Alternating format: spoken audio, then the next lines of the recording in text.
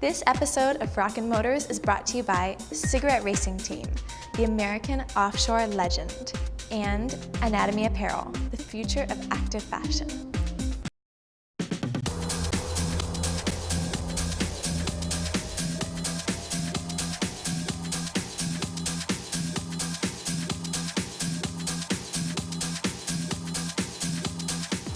Never mind Grand Theft Auto. I have just found the ultimate ride, and I'm thinking that I might have to make a run for it. I'm Una O'Connell, and today we're looking at my future car, the 2008 Porsche GT3 RS. Now, you're very lucky because this is not an easy car to find, and you are not seeing double. We have a 2008 and a 2007 model here with us today, and I'd like to throw a kiss to the celebrity who let us borrow them.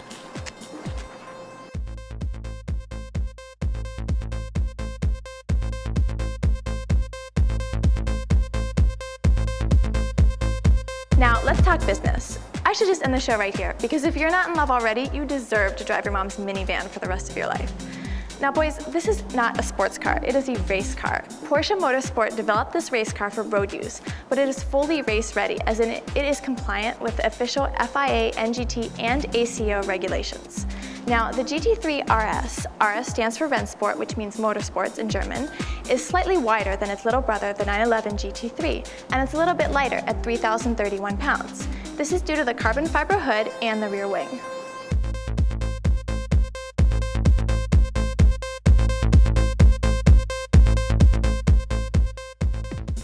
Take a look at this beauty, a 3.6-liter flat six-cylinder engine with Variocam technology, a 6-speed manual transmission with a single-mass flywheel and a hydraulic clutch. Translation, 415 horses at 7,600 RPM, 300 pound-feet of torque at 5,500 RPM, 0 to 60 in 4 seconds flat, and a top track speed of 193 miles an hour. Inside the car, you'll find the basics. Remember boys, in this car you want to listen to the engine, not the latest Madonna. Still, a little subtle luxury goes a long way.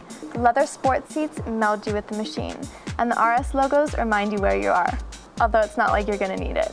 You can also get a GPS and a lot of other things, but then you'd be missing the entire point of this car. Now, I know a bit about cars, but I would never claim to be a race car driver. But just a minute into this car and I can feel what it's like to be a race car driver. You just become one with the machine. It talks to you and lets you know exactly how it wants to be handled. I asked about taking it down to Homestead, but they turned me down. All I can tell you is that between the active suspension system, traction control, and the braking system, you dominate the road. This is a race car. And now for the price.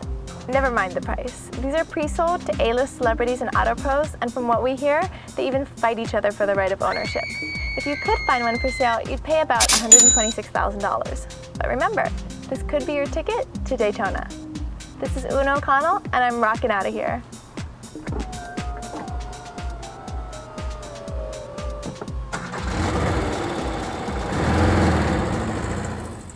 For the latest episodes and behind-the-scenes footage, check out www.rockinmotors.tv. If you're located in South Florida and you have a hot ride or a cool club that you'd like me to review, just email me at una@rockinmotors.com. For sponsorship information, email sponsors@rockinmotors.com.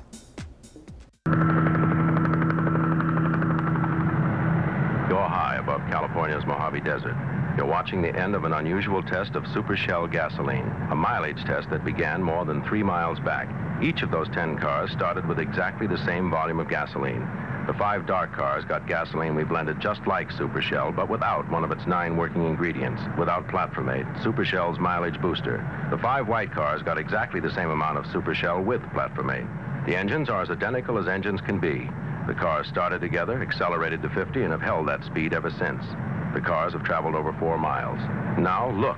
One dark car is out of fuel. So are the other dark cars. Every car without platformate has run out of fuel and is slowing to a stop. Every car on Super Shell with platformate is getting extra mileage. Platformate is one of Super Shell's 9 working ingredients to make your car work better. Stop at this clean white pump for good mileage. Super Shell.